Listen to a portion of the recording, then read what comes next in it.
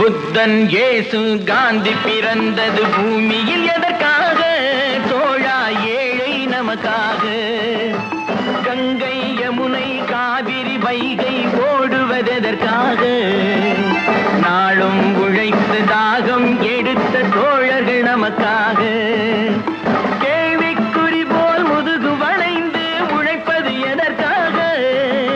மானம் ஒன்றே பெரிதென எண்ணி பிழைக்கும் நமக்காக. புத்தன் இயேசு காந்தி பிறந்தது பூமியில் எதற்காக? தோழா ஏழை நமக்காக.